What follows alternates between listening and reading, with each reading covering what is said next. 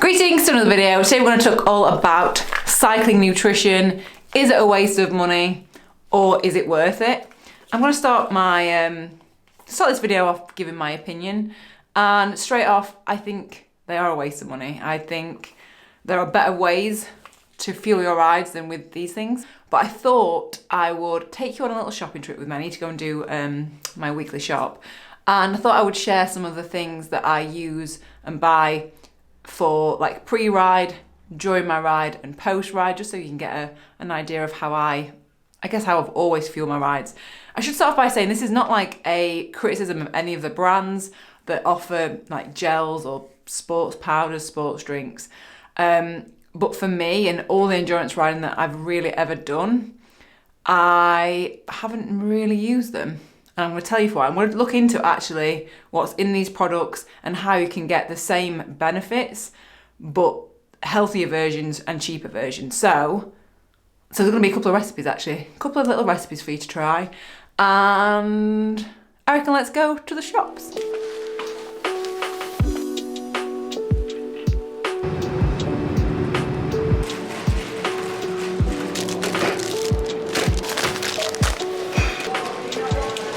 So I'm back from the shops now. I'm going to show you what I've got in a minute. First thing though, I need to talk about what actually makes up gels and energy drinks. So basically there are 4 different types of sugars that are found in those like cycling nutrition products, and they are maltodextrin, glucose, sucrose and fructose, and they all vary in how quickly they're absorbed by the body. The quickest absorbing are maltodextrin and glucose. Then you've got sucrose, which is basically glucose and fructose. And then at the lower end, so the slower absorbing is fructose. And generally with gels, they use a mixture of water, maltodextrin and glucose, so they are like the fastest absorbing in the body. The problem that I have with gels are, and this is not specific to this brand, they're just a lot of packaging and they're expensive. So generally for a gel, it's getting about, I think they generally have around 22 grams of carbohydrates and they cost about £1, which I think is a lot. So generally, if you're riding for longer than an hour, you're generally going to be taking on about 60 grams of carbs per hour. So if you're just going to do that on gels, that's £3 an hour that you would be spending. However, my alternative, also the other thing with gels is they have preservatives in them, they can have sweeteners, they can have flavorings, which I just don't think are great. I don't think gels are bad, but when there's something better, why not go for something better and cheaper? So I always use medjool dates, and that works out. So in dates you've got glucose and fructose, so you've still got the quicker release in energy, and you've also got the slower release with the fructose. The thing that I really like about dates is obviously they're the cheapest. I think it works out at 20 pence per date, and you're getting this pretty much the same amount of carbs, so it's way cheaper, but also you're getting extra vitamins and minerals within dates. So dates have vitamin A, vitamin B6, iron, magnesium. So there's so much more better, they're just better for your body, and I just prefer dates. So carbohydrate drinks, they generally are a mixture of those 4 different types of sugars, generally with a little bit of added salt for like lifting up your electrolytes. However, again, they are quite expensive. I don't think some of them are particularly bad. I've drank them in the past, but if you're going to be training a lot, especially over summer, it is just expensive. So generally, a kilo of product is generally around 10 to 15 pounds.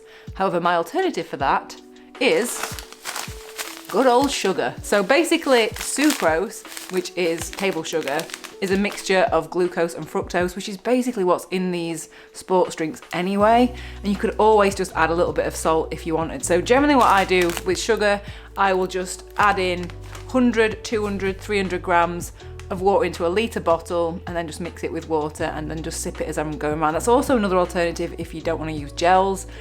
I've used sugar on all my rides ever since I started. I've sometimes used like energy gels and sports drinks and things, but I just think for me, like in the long term, I'm trying to go as natural as I can on the bike. So energy bars are generally a mixture of oats, dates, nuts. And again, I don't have an issue with energy bars. I actually really love Cliff bars, but, and I've got to say, I guess the place for Cliff bars, because they do have preservatives in them, so they're gonna last a lot longer.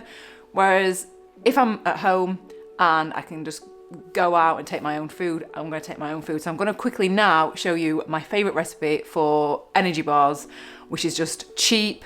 I'll work out how much this actually costs to make. It is next to nothing. You can freeze it and then just take it out the night before you're going to go on a ride, and it just tastes so much better. I think it's better for you.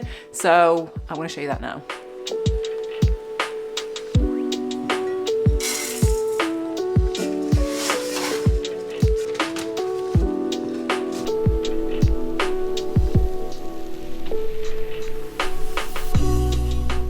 I should add one more thing, Kendall mint cake. You know I love Kendall mint cake, and I still use it, I still rate it. This is not a sponsored video by them at all. They did sponsor my Everesting ages ago, but I'm not paid by them, I'm not sponsored by them. But I just think they've got a good product because it is just sugar. It's really simple, just with a bit of peppermint oil, and I think it just really digests really well.